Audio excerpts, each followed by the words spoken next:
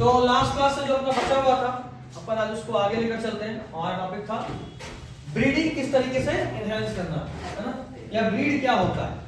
सबसे पहले मैं बात करें breed is called a group of organism which have common ancestors.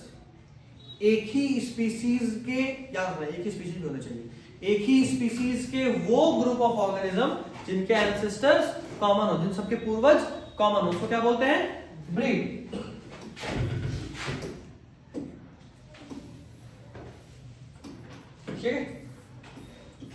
Decent, related by descent, यानी उन सबके पूर्वज सेम रहे। एनिमल ब्रीडिंग क्यों करते हैं? जाहिर सी बात है, हम लोग लास्ट क्लास में थोड़ा थोड़ा आइडिया ले लिए थे कि हमारा एम है दो को मिलाकर कुछ बेहतर बनाना। जैसे हाई यील्डिंग वैरायटी, एक ऐसा वैरायटी हो जो दूध ज्यादा दे, डिजीज रेजिस्टेंट, बीमार कम पड़े। जैसे मान लो अक्सर एक चीज तुम देखोगे, जो हमारे पास ऐसा डॉग होता है जो फॉरेन ब्रीड है, जल्दी बीमार पड़ता है ना, लेब्रा हो गया, फिर अल्सीशियन हो गया तुम्हारा, फिर रॉटवीलर हो गया, डोबरमैन हो गया, है ना, तो ये जर्मन शेफर्ड हो गया। सब ब्रीड जल्दी बीमार पड़ता है, लेकिन बड़ा स्ट्रॉन्ग है, दिमाग बड़ा तेज होता है। और ये अपना देसी कुत्ता, वो बीमार नहीं पड़ता, बुद्धि नहीं होता बस। तो अगर कभी ऐसा हो कि इन दोनों ब्रीड को क्रॉस करा दें, एक जर्मन शेफर्ड को एक इंडियन डॉग के ब्रीड से, तो जो बच्चा होगा उसके पास बाकी सबसे थोड़ा ज्यादा तेज दिमाग होगा और डिजीज रेसिस्टेंस भी होगा, क्योंकि उसकी मां में डिजीज रेसिस्टेंस था, यही होगा ना। इससे एक बात तो कंफर्म हो गया कि अब जो मेरे पास एक वैरायटी आया जो पहले वाले दोनों से बेहतर है, दोनों की कमियों को दूर करा है, तो उससे हमारा क्या हुआ, डिजीज रेसिस्टेंस हो गया, यील्डिंग वैरायटी बेहतर है। अच्छा, हाई रिप्रोडक्टिव रेट, कोई भी जानवर वो बेहतर है जो ज्यादा बच्चे दे। आपको बोले कि मेल डॉग पालना है या फीमेल डॉग पालना है, 90% लोग बोलेंगे, 80% लोग बोलेंगे इनको फीमेल डॉग चाहिए। मेल डॉग 20% लोग बोलेंगे, 20% लोग इसलिए क्योंकि उनको एग्रेशन चाहिए, ऐसा जो थोड़ा खतरनाक हो। और 80% लोग को फीमेल इसलिए चाहिए, इसलिए नहीं कि उनमें एग्रेशन कम होता है, इसलिए कि वो बच्चे देंगे। तो मेरे पास आज एक है कल 10 कुत्ते हो, है ना, तो ये मेजर है। तो हमारे को, या वही सेम चीज, अब ये चीज कैटल्स में और जरूरी होता है। गाय जब तक बछड़ा या बछड़ी नहीं देगी तब तक वो दूध नहीं देगी, और दूध तो चाहिए, तो इसलिए जितना ज्यादा रिप्रोड्यूस कर पाएगी उतना ज्यादा दूध भी देगी, हाई प्रोडक्टिविटी और लॉन्गर प्रोडक्टिविटी स्पैन, लंबे समय तक बच्चा दे तो लंबे समय तक दूध भी देगी। जैसे अब ह्यूमन फीमेल्स का बात करते हैं, ह्यूमन फीमेल्स कब प्यूबर्टी गेन करती हैं, किस एज में, 12 साल, और कब तक, 40 से 45 एग्जैक्टली। तो कोई फीमेल 45 के बाद क्या मिल्क प्रोड्यूस कर सकती है ह्यूमन में? भाई मां ही नहीं बन सकती, दूध तो बच्चे के लिए होगा ना, मां बनेगी तो दूध आएगा, मां ही नहीं बन सकती तो दूध कहां से आएगा? वही लॉजिक तो यहां भी है, अगर कोई फीमेल ज्यादा समय तक बच्चे प्रोड्यूस कर पाएगी तो ज्यादा समय तक दूध भी देगी। तो ये मेरा मेजर मोटिव है कि क्यों हम कर रहे हैं ये काम, है ना। अब कैसे कर रहे हैं ये देखो, 2-3 तरीके से होता है। एक होता है आर्टिफिशियल इंसेमिनेशन, एक होता है मल्टीपल ओव्यूलेशन एम्ब्रायो ट्रांसफर। कारण, अब मान लो हमारे यहाँ कोई एक ऐसे नस्ल की गाय है जो थोड़ी एग्जॉटिक है, जो थोड़ी यूनिक है, मान लो जर्सी स्विट्जरलैंड की ब्रीड है, कहाँ की, स्विट्जरलैंड, इंडियन नहीं थी। तो जो पहली जर्सी आई होगी गाय या बैल, गाय बैल का एक जोड़ा, खूब रिप्रोड्यूस करे होंगे वो लोग, खूब सारी जर्सियां आई, गाय गाय गाय गाय। बैल तो ऐसे भी हम लोग नहीं चाहते, ऐसे ही छोड़ दिया, लेकिन गाय गाय गाय तो पला रही है। 100 साल के बाद क्या हुआ कि जर्सी बैल मान लो 100 है तो गाय 1000 है, और वो भी गाय सब एक ही जगह थोड़ी है कि 100 बैल को छोड़ दिए तो लोग मीटिंग कर लिया। अब कोई किसी सिटी के किसी कोने में है, कोई किसी दूसरे स्टेट में है, अब मान लो कोई कन्याकुमारी के पास किसी के पास जर्सी है, लेकिन वहां कोई बैल नहीं मिल रहा उसको अच्छा, एक ऐसा मेल काऊ जो उसके साथ रिप्रोड्यूस करके बच्चे पैदा कर सके, क्योंकि अगर बच्चा नहीं तो दूध नहीं, और मेजरिंग तो दूध ही के लिए तो पाल रहे हैं, तो क्या करेगा, बोलेगा जर्सी लेके आओ, यहां से जर्सी लेके जाने में उसकी गाय का 2-3 साल गुजर जाएगा, नहीं, है ना। तो उस केस में क्या करते हैं अपन, आर्टिफिशियल इंसेमिनेशन। तो वो क्या करेगा, बोलेगा ठीक है जहां कहीं भी आपका वैल है उसका सीमेन निकालिए, वेटरनरी डॉक्टर्स जाएंगे, उसका स्पर्म सीमेन निकालेंगे, उसको फ्रीज करेंगे, फ्रोजन जमा देते हैं, इसको बोलते हैं क्रायो प्रिजर्वेशन। क्या बोलते हैं? Cryo preservation.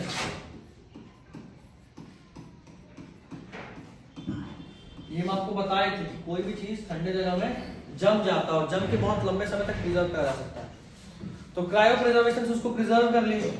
अब खास बात यह है कि वो प्रिजर्व हो गया, क्या हो गया? प्रिजर्व हो गया। द थिंग इज कि क्रायो प्रिजर्वेशन के थ्रू प्रिजर्व है। अब आप उस सीमेंट को तो कहीं भी लेके जा सकते हो। अच्छा, एक और बात, अब एक मेल काऊ, सॉरी एक मेल ऑक्स और एक काऊ ब्रीड करते हैं नेचुरली। अब मान लो एक बार जब इजैकुलेशन कोई बुल कर रहा है तो मान लो 4 ml कर रहा है, फॉर एग्जाम्पल, हमको नहीं पता कितना करता है, 4 ml मान लो कर रहा है, वो चारों का चारों फीमेल के बॉडी में गया, लेकिन फ्यूज तो कोई एक ही स्पर्म किया होगा, या मान लो 10 स्पर्म किया होगा, क्योंकि गायों में बहुत सारे बच्चे एक साथ होते हैं। ऐसा भी होता है क्या? नहीं, डॉग्स में होते हैं, काउज में एक ही होता है, तो वहां तो एक ही स्पर्म फ्यूज करेगा।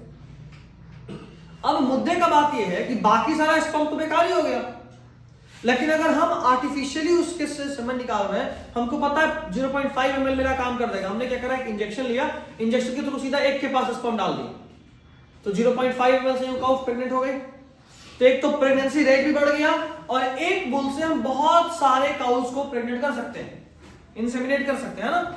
This is what we call as artificial insemination. ठीक है, एक अच्छे क्वालिटी का बैल, एक ऐसा बैल जो बहुत रिस्क पुस्ट हो, बीमार कम पड़ता हो, एक अच्छे नस्ल का बैल का एक स्पर्म निकाला, उसको अपने पास रख लिया, फ्रीज कर लिया, जब जरूरत पड़ा अपन उसमें से थोड़ा सा अमाउंट से, मतलब एक इजैकुलेशन से बहुत सारे काउस को इंसेमिनेट कर सकते हैं। ठीक, अब उसी तरह का एक प्रोसेस होता है MOET, multiple ovulation embryo transfer. इसमें क्या होता है ना कि हम एक सुपीरियर क्वालिटी की गाय ढूंढते हैं। सुपीरियर क्वालिटी की गाय यानी एक ऐसी गाय जो दूध बहुत ज्यादा देती है, बीमार कम पड़ती है, साल में 2 बार रिप्रोड्यूस कर सकती है, जितनी बार रिप्रोड्यूस करेगी उतनी बार दूध देगी, है ना। तो हमने एक ऐसी गाय को पकड़ा, उसके बाद क्या करा, उसके बॉडी में खूब सारा FSH हार्मोन का इंजेक्शन दिया। हम लोग ह्यूमन रिप्रोडक्शन में भी पढ़े हैं, FSH is follicle stimulating hormone, वो फॉलिकल्स को ही तो स्टिमुलेट करता है। तो नॉर्मली मान लो उसके बॉडी से एक एग रिलीज हो रहा था, लेकिन तो उसके अंदर इतना FSH डाले कि एक के बदले 6 एग रिलीज हुआ। अब हम क्या करें, 6 एग को सर्जिकली निकाल दिए, सर्जरी से निकाल, या नॉन सर्जिकली भी कई बार निकालते हैं। एक से अधिक एग का आना बोलते हैं सुपर ओव्यूलेशन।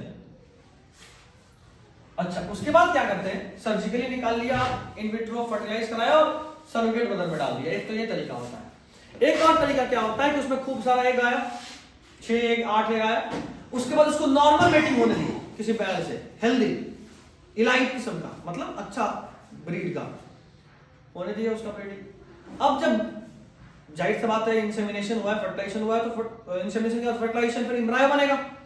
6 एग था, 6 एग स्पर्म फ्यूज करेगा, 6 एम्ब्रायो बनेगा। उसके बाद हम उन 6 एम्ब्रायो को नॉन सर्जिकल यानी बिना सर्जरी करे हुए उसके बॉडी से निकाल देते हैं। यानी वो फीमेल के अंदर एम्ब्रायो तो बना, लेकिन इम्प्लांटेशन होने से पहले हम सारा एम्ब्रायो निकाल दिए। उसके बाद क्या की कि बाकी सब जो गाय थी उन सब में डाल के इम्प्लांट करा दिए, तो बाकी सब गाय के अंदर वो बच्चा जन्म तो लेगा।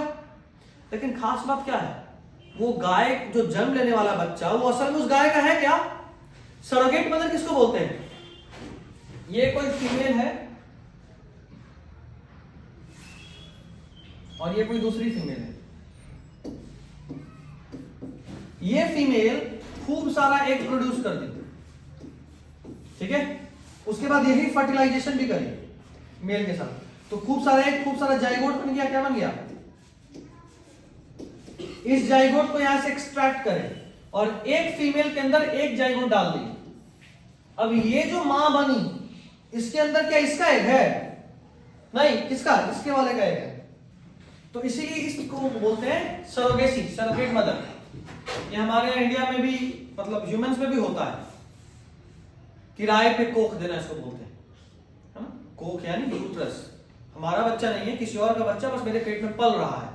अब इंडिया में आइए, बैंड है, ठीक है, इंडिया में लीगली ये चीज बैंड है, क्योंकि बहुत लोग उसको यूज किए और फिर ये लॉजिक उठने लगा कि ये सिर्फ पैसे वालों के लिए है और जो गरीब है वो अपना शरीर बेच रहा है एक्चुअली, है ना। मातृत्व थोड़ा ही किराए पे दिया सकता, माँ तो ममता।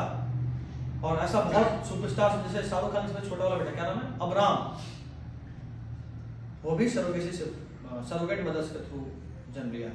उसकी माँ उसका बाप, लेकिन वो पाला किसी और माँ के पेट में, समझ रहे बात।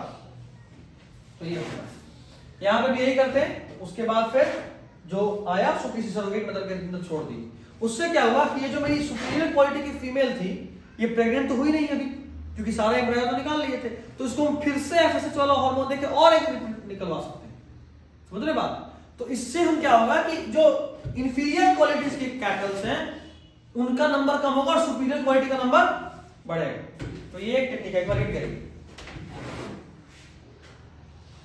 पहले तो इतना रीड करो फिर एडवांटेज में चलते हैं। इसमें किसी को कोई दिक्कत, आगे बढ़ो, देख लो एक बार जल्दी से रीड करो यार।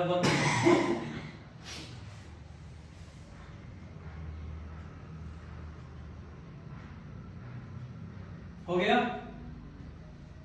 अब एडवांटेज देखो जो हम लोग भी पढ़े हैं।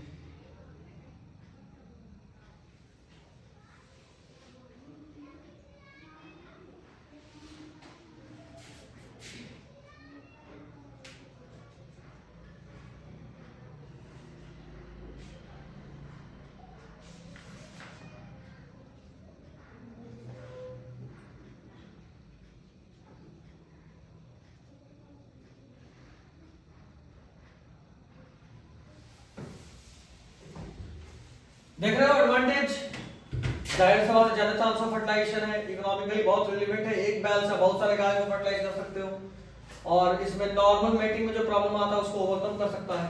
इसमें अचानक से कम समय में जो हर्ड है, जो कैटल का ग्रुप है उसका नंबर बढ़ाया जा सकता है, वो भी सुपीरियर क्वालिटी से।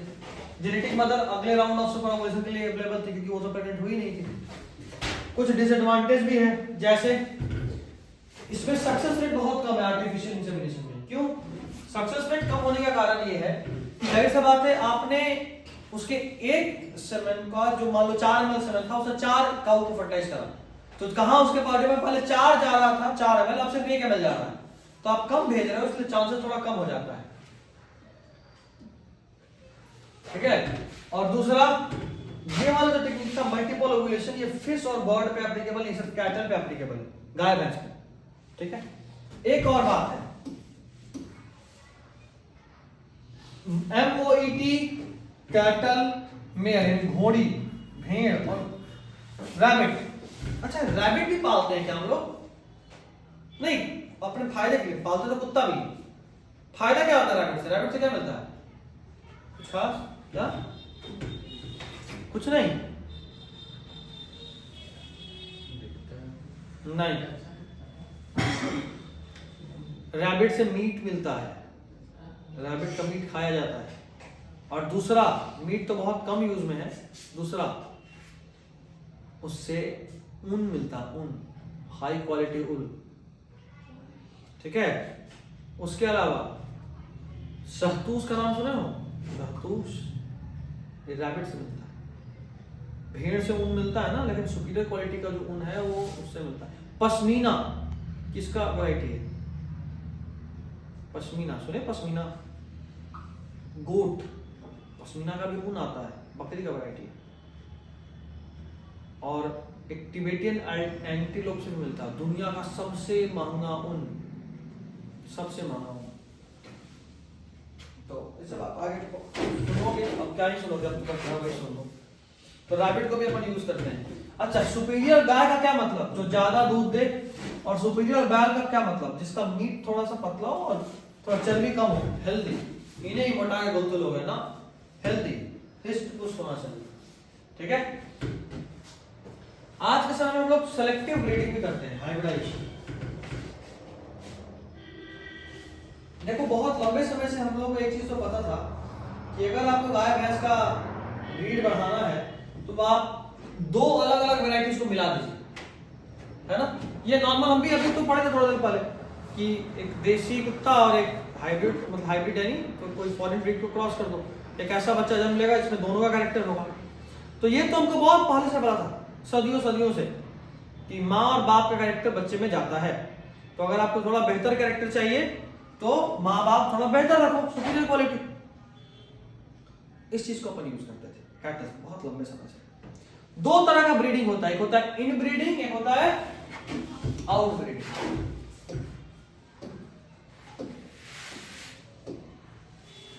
इन ब्रीडिंग, आउट ब्रीडिंग। इन ब्रीडिंग उसको बोलते हैं कि अगर दो ऐसे ऑर्गेनिजम्स के बीच में आपने मेटिंग कराया सेम स्पीसीज के, जिनके एंसेस्टर्स 4 से 8 6 जनरेशन तक सेम हो, मतलब 4 से 6 पूर्वज के पहले ही आपका कोई सेम एंसेस्टर, जैसे मान लो अभी आपके परदादा, अभी जो आपके लिए चचेरा है वो आपके बाबा, उन दोनों के सेम एंसेस्टर थे, आपका कजन। मान लो आपके पापा का कजन, आपका पापा का जो भी कजन है वो तो आपके बाबा के सगे भाई का बेटा है ना, नहीं समझ रहे? ये थे मिस्टर एक्स, उनका शादी हुआ मिस वाई से, ठीक है। इनके 2 बच्चे, एक जिसका नाम है ए और दूसरा जिसका नाम है बी।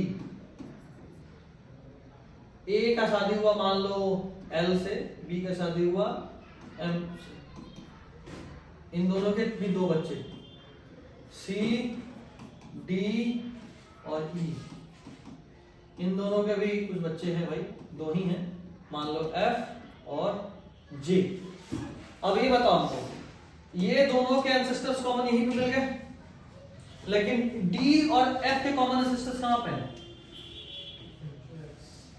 यहां, है ना। तो ये डी और एफ के कॉमन, मान लो इन दोनों में शादी हो रहा है, तो कॉमन एंसेस्टर कितना जनरेशन पाले हैं? 1 2, समझ रहे हो? तो ऐसा कर रहा है कि आप किसी भी ऐसे ब्रीड को आपस में क्रॉस करा रहे हो जहां पे 4 से 6 जनरेशन के बीच में कॉमन एंसेस्टर हो, तो उसको बोलते हैं इन ब्रीडिंग। क्या बोलते हैं? इन ब्रीडिंग। ये सही नहीं होता। सही क्यों नहीं होता? क्योंकि उससे एक प्रॉब्लम आता है। कहां गया? अच्छा नीचे आते हैं प्रॉब्लम। पहले उसका फायदा देखो। एक, उससे होमोजाइगोसिटी बढ़ता है और यूजफुल कैरेक्टर्स जो है वो ज्यादा दिखते हैं, ठीक है। होमोजाइगोसिटी बढ़ता है का मतलब सारे जीन्स ऑलमोस्ट सेम तरह के हो जाएंगे, क्योंकि यहाँ पे जो दोनों थे वो तो आपस में चचेरे भाई बन रहे थे। तो जो जीन यहाँ था कि बाबा सेम थे, वही जीन यहाँ भी होगा। थोड़ा अंतर हुआ क्योंकि माँ अलग थी, लेकिन ऑलमोस्ट तो सेम ही रहेगा। तो होमोजाइगोसिटी बढ़ता है, होमोजाइगस कंडीशन आने लगता है। एक एडवांटेज क्या है कि सुपीरियर जीन जो है ना वो एक जगह जमा होने लगते हैं और हार्मफुल जीन एक जगह छूटने लगते हैं। कारण, अगर हार्मफुल जीन हुआ कोई तो बच्चा मर ही जाएगा, बचेगा नहीं, क्योंकि ऑलमोस्ट सेम। मान लो स्मॉल टी तो पक्का है कि ड्वाफी होगा, है ना। तो स्मॉल जीन जो रिसेसिव होते हैं वो छूटने लगते हैं और जो सुपीरियर होते हैं वो दिखने लगते हैं। इसका मेजर डिसएडवांटेज होता है ना वो होता है इनब्रीडिंग डिप्रेशन। नीचे लिखा होगा क्या होता है? Inbreeding depression. ये बड़ा ही खतरनाक चीज है। ऑलमोस्ट आपका पूरा प्रोडक्टिविटी खत्म कर देता है और फर्टिलिटी खत्म कर देता है। प्रोडक्टिविटी यानी अब आप ज्यादा कुछ प्रोड्यूस नहीं कर पाएंगे, और फर्टिलिटी यानी अब आप सेक्सुअली रिप्रोड्यूस नहीं कर पाएंगे, ठीक है। तो मेजर 2 नुकसान होता है। और यही चीज अपन प्लांट में भी पढ़े थे, याद है? इनब्रीडिंग में वहां हाइब्रिड विगर भी खत्म हो रहा था, यानी सेक्सुअल रिप्रोडक्शन करने का एबिलिटी खत्म हो जाता है। ये प्रॉब्लम इधर भी होता है। और इसका उपाय फिर क्या है? अगर मान लो आपका जो ब्रीड है उसमें इनब्रीडिंग डिप्रेशन देखने को मिल रहा है गाय या भैंस में या बकरी में, तो आप क्या कीजिएगा? सिंपल उपाय है, एक बार सिंपली उसको किसी दूर के रिलेटिव से, दूर का रिलेटिव यानी जिसका 4 से 6 जनरेशन तक कोई कॉमन एंसेस्टर नहीं, बहुत दूर का, समझ रहे बात? तो उस केस में क्या होगा कि वो इनब्रीडिंग डिप्रेशन खत्म हो जाएगा। अब बात करते हैं आउटब्रीडिंग। आउटब्रीडिंग वही चीज जहां सेम एंसेस्टर्स नहीं हो, 4 से 6 जनरेशन लिखा हुआ, नो कॉमन एंसेस्टर्स, ठीक है। इसमें खास बात क्या है कि सेम स्पीसीज में भी हो सकता है आउटब्रीडिंग, सेम स्पीसीज, लेकिन 4 से 6 जनरेशन तक कोई कॉमन, सॉरी सेम स्पीसीज बोल रहा हूं, सेम ब्रीड, पहले सेम ब्रीड, सेम ब्रीड में भी हो सकता है। यहां पे सेम ब्रीड ही था लेकिन 4 से 6 जनरेशन तक कॉमन एंसेस्टर थे, यहां नहीं होंगे, कोई कॉमन एंसेस्टर नहीं, इंसान ही है, इंडियन ही है, बिहारी है, लेकिन कोई रिश्ता नाता नहीं है, कोई और ही है। समझ रहे बात? ऐसा वाला। अच्छा, या फिर सेम ब्रीड भी हो सकता है या डिफरेंट ब्रीड भी हो सकता है। इंसान लेकिन वो शादी कर लिए में भी अफ्रीकन से, अलग ब्रीड है। समझ रहे हो? ऐसा वाला चीज। या फिर अलग स्पीसीज ही हो जाए, तो ये भी अपन पढ़ेंगे। सेम ब्रीड में होता है अगर, तो उसको बोलते हैं out crossing, meeting with in same breed लेकिन कॉमन एंसेस्टर नहीं हो। हमारे यहाँ जो नॉर्मल मैरिज होता है ना, वही बात होता है। पहचान कहीं कोई होता है, लड़का या लड़की, लेकिन रिलेटिव नहीं होता। कोई जनरल होगा, फलनवा के फलनवा के फलनवा के यहाँ का है, उसके बाद लोग रिश्ता जोड़ता है। अच्छा अच्छा अच्छा, फलनवा आपके यहाँ, मेरा भी शादी था गाँव में, ऐसा रिश्ता जोड़ा जाता है। शादी का मतलब यह कि कॉमन एंसेस्टर्स नहीं होते नॉर्मल। आउट क्रॉसिंग के बाद है क्रॉस ब्रीडिंग। इसमें सेम ब्रीड तो नहीं होगा, बस डिफरेंट ब्रीड होगा। इसमें क्या होगा? Different breed. कहां गया? Of another breed. ब्रीड अलग अलग है, ठीक है, सुपीरियर क्वालिटी लेकिन ब्रीड अलग अलग। खास बात क्या है, इसमें दो अलग अलग ब्रीड का अच्छा क्वालिटी को अपन कंबाइन कराते हैं, ठीक है। और तीसरा, अगर स्पीसीज अलग हो जाए, इंटर स्पेसिफिक हाइब्रिडाइजेशन, जैसे मान लो ये देखो, इतना बढ़िया एग्जांपल है,